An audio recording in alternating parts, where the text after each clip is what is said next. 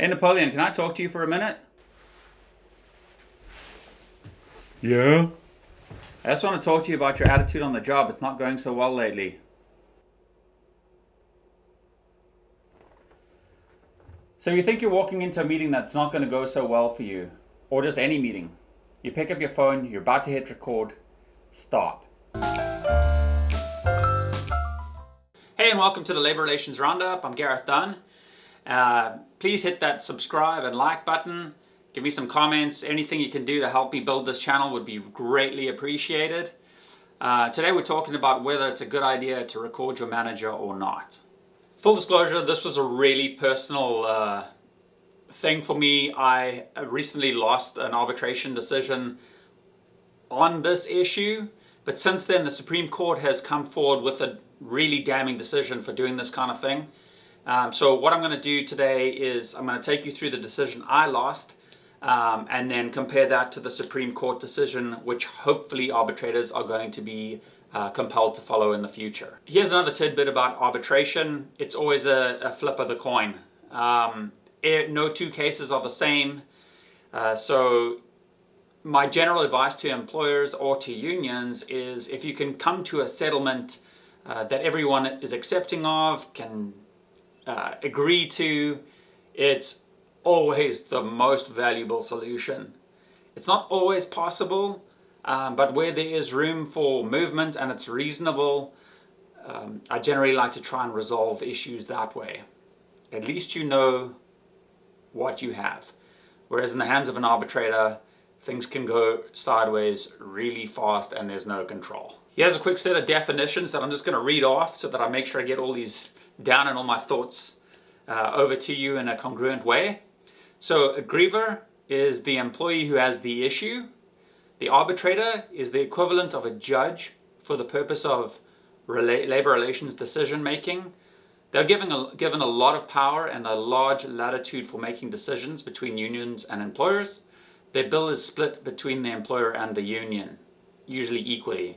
Next word on the agenda is surreptitious, and more specifically, surreptitiously recording means to do so in a way that attempts to avoid notice or attention. With all that said, let's dive into the first case. This case is now known industry-wide as the chicken wing case, and the link to the case is in the description of this video if you care to read the entire arbitrator's report and brief on this issue. The date is important because it happened right in the beginning of COVID when all the lockdowns and stuff were starting to take effect and employers were scrambling for policy to implement. Unions were trying to decide whether or not those policies were fair and reasonable, and everyone's just flying by the seat of their pants. So that's kind of an important part to this whole story here. At the end of the day, I investigated the employee and I made the decision to terminate the employee on December 9th of 2020. So that's a key and crucial date in the world of COVID.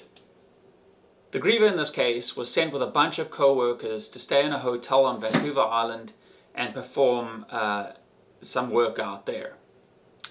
The griever felt ill one morning with stomach issues. He was sent back to the hotel and told to await instruction from a supervisor around the COVID protocols. In short, the griever claimed that he had eaten bad chicken wings and that was the cause of his illness. The griever then decided to go for lunch, claiming to have not seen any of the messages that had been sent to him by his supervisor for a period of about 24 hours, in which these messages were instructing him to self-isolate. When management finally got hold of the griever recorded the conversation that happened with the manager, who was clearly frustrated in this conversation, probably said some things he shouldn't have said, as the arbitrator points out. But importantly to this case that we're dealing with today and the issue of recording, the guy did not inform managers that he was recording the conversation. At the end of the day, the arbitrator substituted the termination with a 5-day suspension, and the employee was ruled back to work.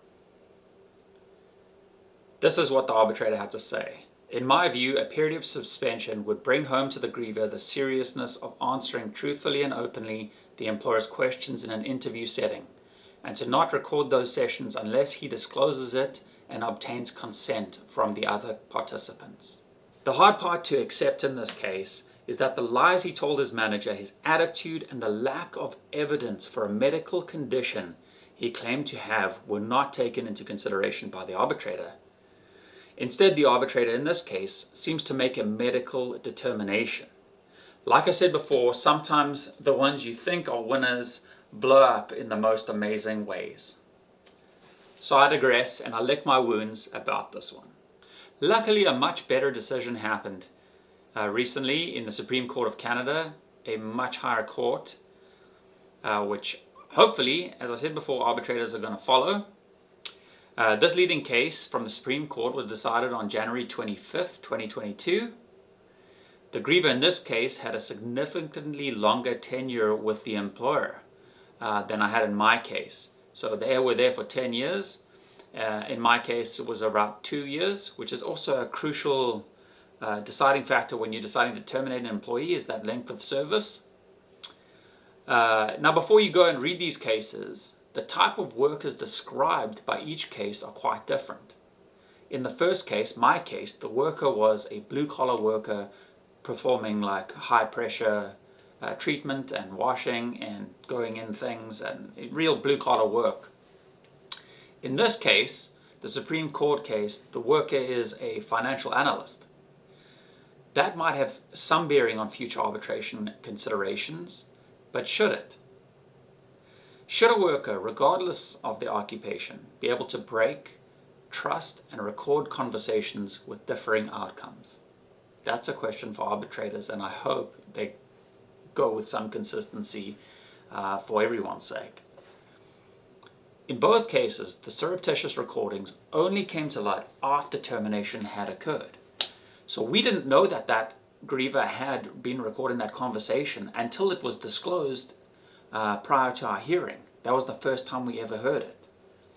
It's an extremely important piece of information for any person to know.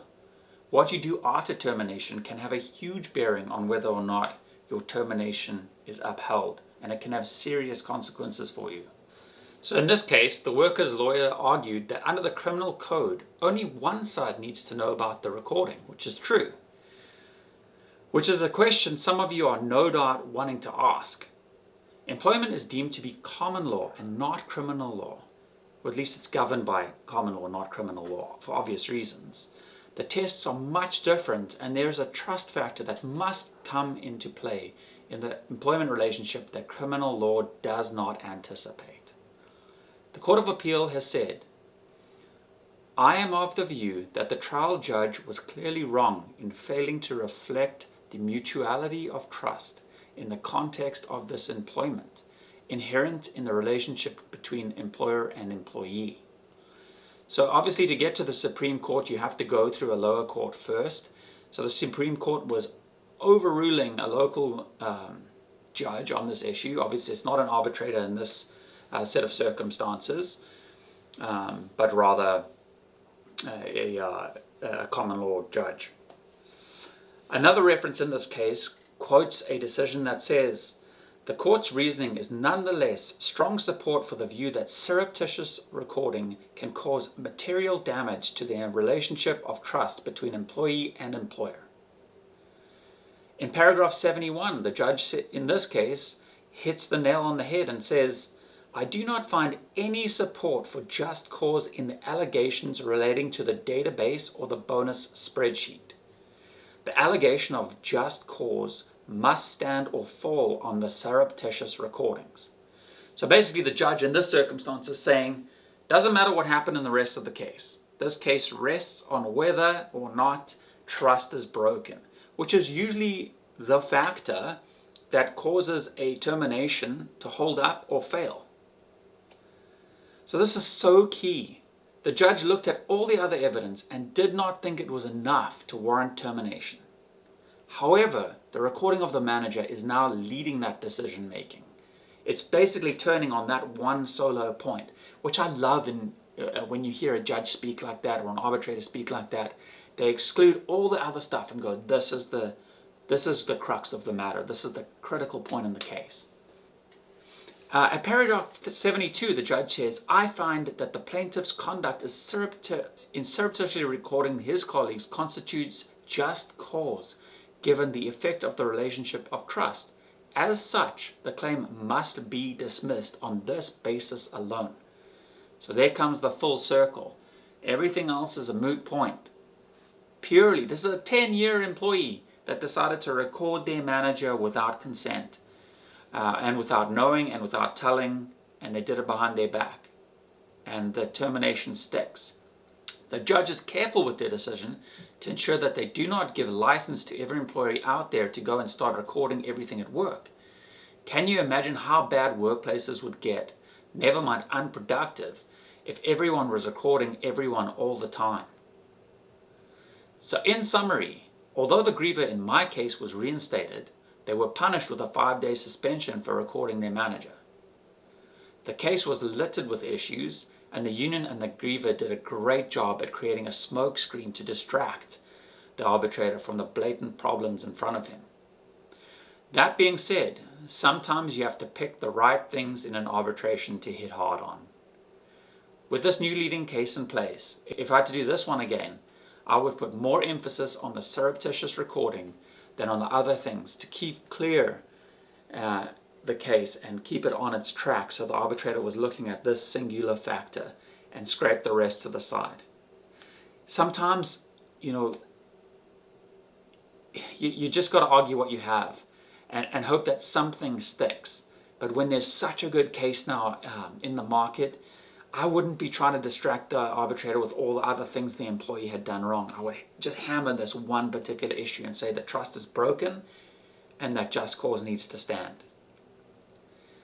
A huge thing to note here is that this is a public record. That's why I can talk about this. So before you record a manager or someone else at work, remember that if you go to arbitration or court, that is there forever. And why does that matter? Because any recruiter worth their salt is doing a Google search of your name when you go in for an employment interview anywhere. If your name lines up with a case and you've been discharged for breach of trust with an employer, how likely do you think you are to be getting a job with that new employer? We're in the information age now, so be careful what's out there on you. Everyone can find everything, and do the right thing at work. If you enjoyed this, please share it. If there's a topic you'd like me to discuss, please put it in the comments or email me. If you need help with dealing with the union, I'm always available, happy to email back and forth with you or go for a coffee or whatever you have issues with, I'd be happy to chat. Thanks a lot for watching, and I really appreciate it. Cheers.